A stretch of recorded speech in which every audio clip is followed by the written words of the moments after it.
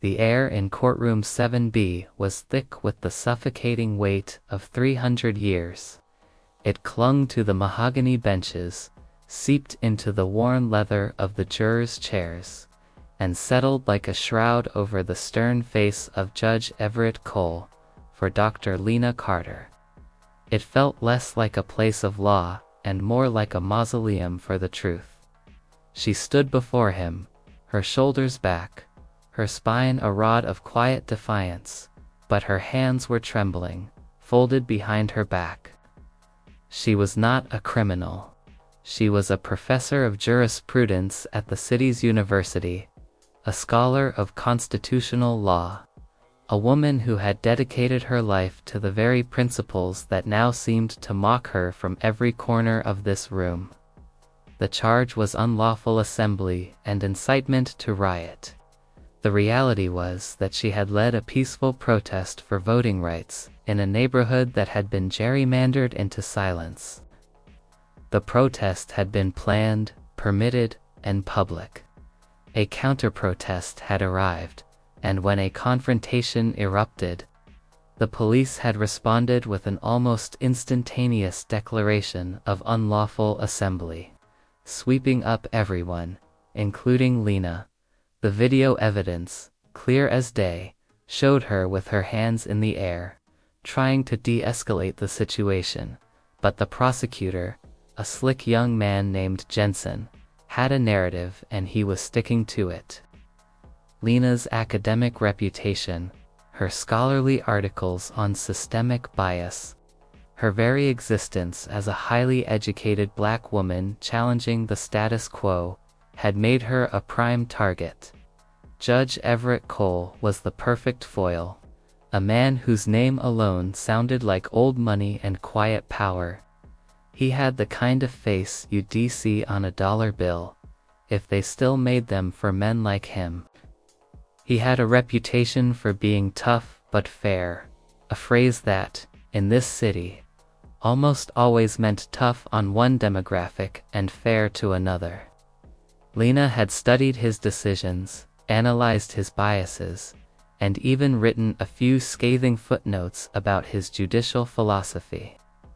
Now, she was standing in his court, a student of the system, facing the living embodiment of its most rigid traditions. The prosecutor had just finished his closing statement, a flourish of dramatic rhetoric about law and order. The courtroom was silent, save for the low hum of the air conditioning unit.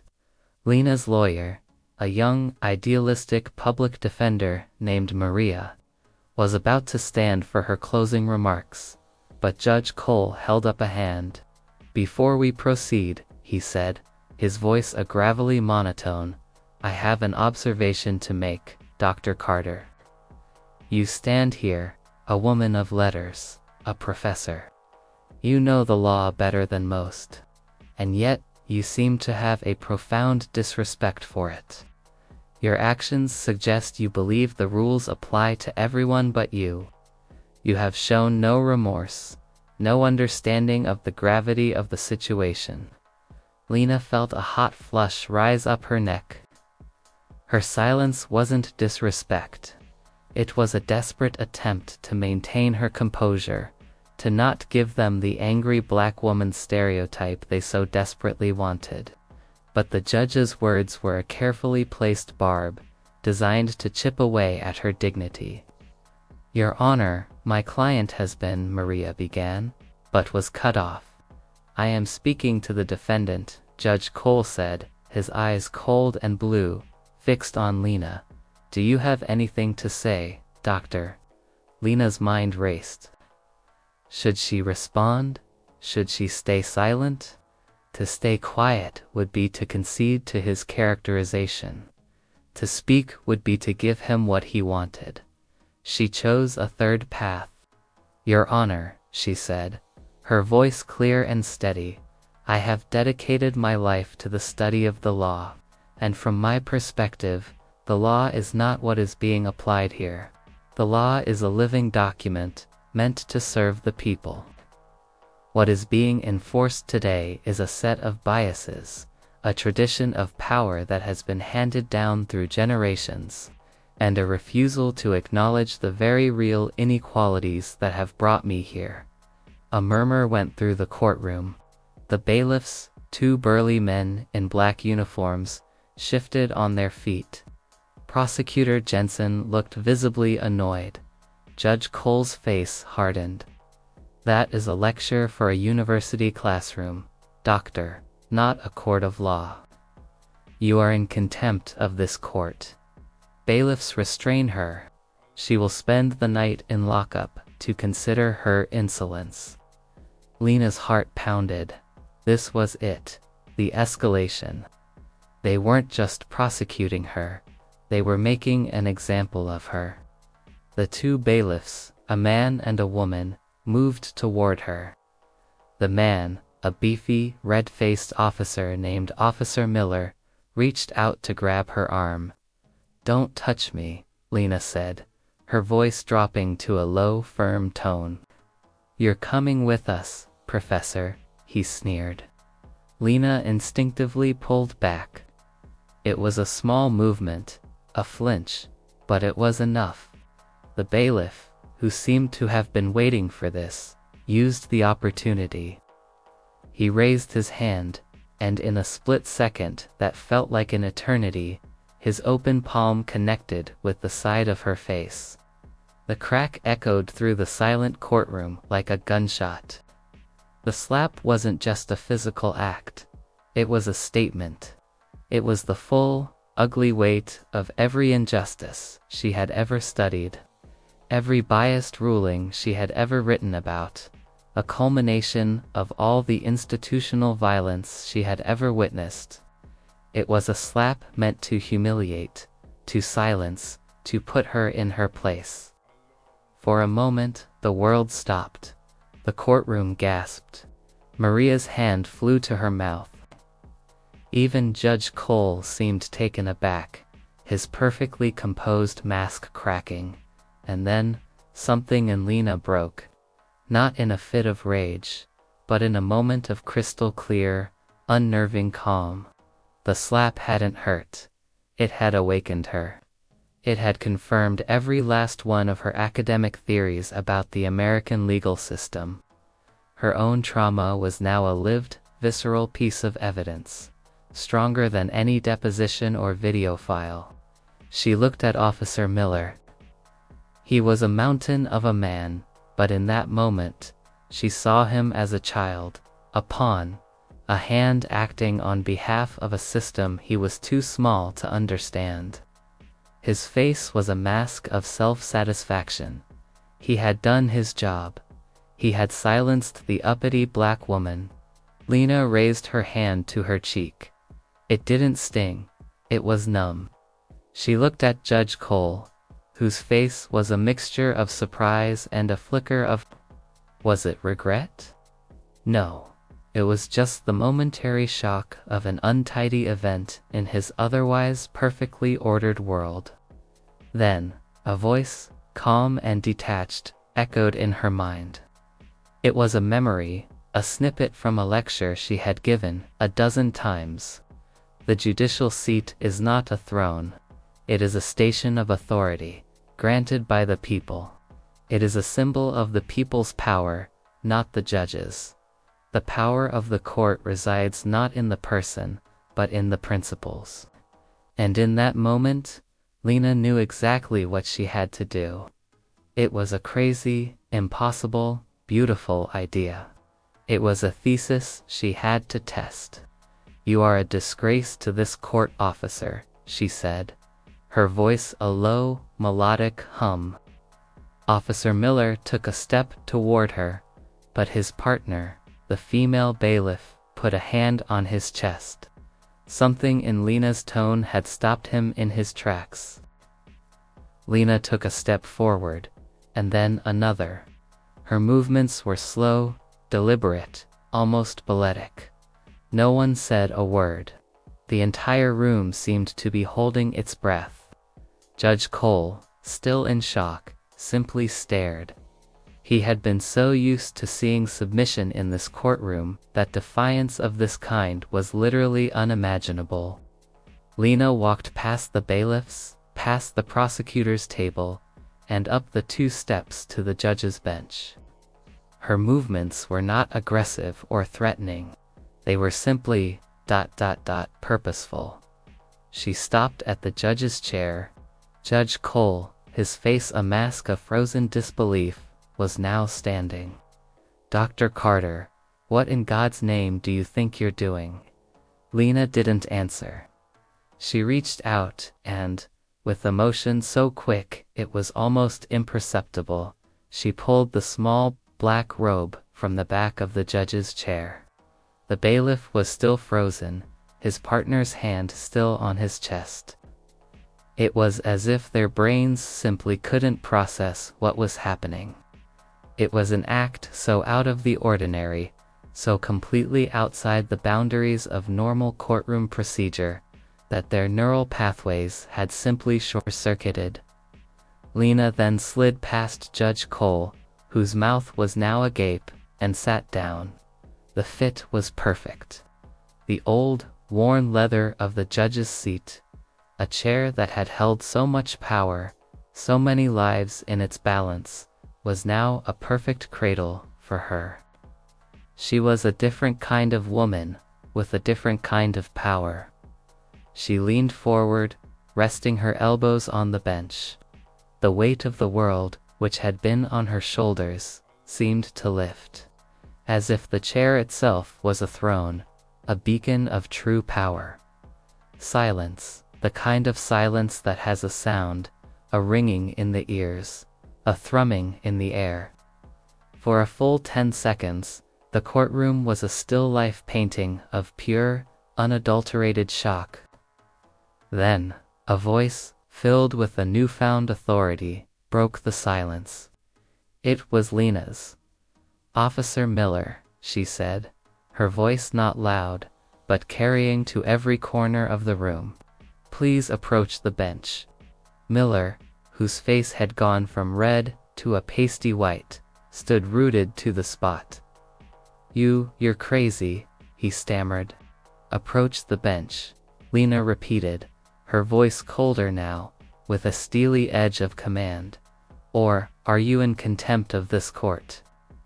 The absurdity of the situation seemed to dawn on him. He was a law enforcement officer, trained to react to a threat. But he was now a man being ordered around by a defendant, who had just taken the judge's seat. He looked at Judge Cole, whose face was a perfect portrait of shock and indecision. He looked at his partner, who was looking at him with a mixture of fear and awe. With a look of pure, unadulterated confusion, Miller slowly, reluctantly, walked to the bench. "You have a right to remain silent," Lena said, her eyes fixed on him. "Anything you say can and will be used against you. Please state your name for the record." Miller was flummoxed. He stood there, his mouth opening and closing like a fish out of water. "Let's try this again," Lena said, her voice a calm, professional tone. "Officer Miller, you are on trial for assault in the 1st degree. We have video evidence. We have witnesses. You struck a woman who was in the process of a peaceful arrest. She was not resisting. You acted in a moment of pure, unprovoked anger. How do you plead?" Miller sputtered. This isn't a trial. This is a mockery." Lena smiled, a slow, sad, knowing smile. "Is it? I thought this was a court of law. I thought this was a place where justice was supposed to be blind. Tell me, Officer Miller, when you hit me, did you see my resume? Did you see the PhD on my wall? Or did you just see another blackface you were permitted to silence? How many times have you done this, officer? How many times have you and your brethren taken out your anger, your fear, your bias on someone you thought had no voice? Today, you have a voice. I am giving it to you. So, tell me, how do you plead? The bailiffs, the prosecutor, the judge, everyone was silent. This was no longer a courtroom. It was a theater of the absurd, a performance piece on the nature of power, a living argument. Lena, in her professor's robe, was a figure of authority, a woman who had, in one impossibly audacious move, seized the power that had been used against her for 100 lifetimes. Maria, her lawyer, finally found her voice. Your Honor, I would like to move for an immediate dismissal of all charges. Judge Cole, shaken out of his stupor, pointed a trembling finger at Lena. Dr. Carter, I am ordering you to get out of that chair, right now. Lena didn't even look at him. She spoke to Maria. What is your legal basis for that request, counselor? Maria, seeing the opening, seized it. Your Honor, the defendant was physically assaulted in your courtroom, in front of witnesses. The bailiff, an officer of the court, was the aggressor. This act so fundamentally taints the entire proceedings that a fair trial is impossible. We move for a dismissal, with prejudice, and we ask the court to find for Dr. Carter, with a full apology and a public statement that the charges against her were without merit. Lena looked at the judge, a man who had, only minutes ago, been the absolute monarch of this room. His face was a mask of furious, impotent rage. He was trapped. To get her out of the chair, he would have to use force. He would have to have his bailiffs, who had already committed an act of violence, physically remove her. It would be a second act of violence, one that would be broadcast on the evening news and written about in every major paper. It would confirm every last one of her points. I will not stand for this, the judge stammered. This is a perversion of justice. Lena nodded slowly, her eyes still on Officer Miller, who was now sweating profusely. Is it, Your Honor, is it? Or is this justice, unmasked? Is this what it looks like when we get to see what's really going on behind the robes? The gavel, the marble statues. Is this what happens when the people take back their power? The silence in the courtroom was a living thing, a profound, undeniable answer to her question. After what felt like an eternity, Judge Cole, defeated and humiliated, slumped back into his seat. He picked up his gavel and, with a shaking hand, gave it a single, resigned rap. Motion. Motion granted, he said, his voice a whisper. All charges against the defendant are dismissed. The court extends its sincerest apologies to Dr. Carter. Lena stood up. She looked at Officer Miller, who was now a broken man, his head bowed. She looked at Prosecutor Jensen, whose career was probably over before it had even begun. She looked at Judge Cole, a man who had just had his entire worldview shattered by a single, audacious act. Then, she walked out of the courtroom. The silence followed her down the hall, out into the bright sunshine of the street. Maria was waiting for her, a tear rolling down her cheek. She didn't say a word. She just hugged Lena. Lena knew that this moment would be dissected, analyzed, and talked about for the rest of her life. She would be called a hero, an activist, a villain, and a lunatic. But none of it mattered. For a few brief minutes, she had taken the seat of power, and from that seat, she had not only defended herself, she had exposed the entire system for what it was, and for a brief, shining moment, justice was not blind. It was clear, it was present, and it had a voice. And it had one.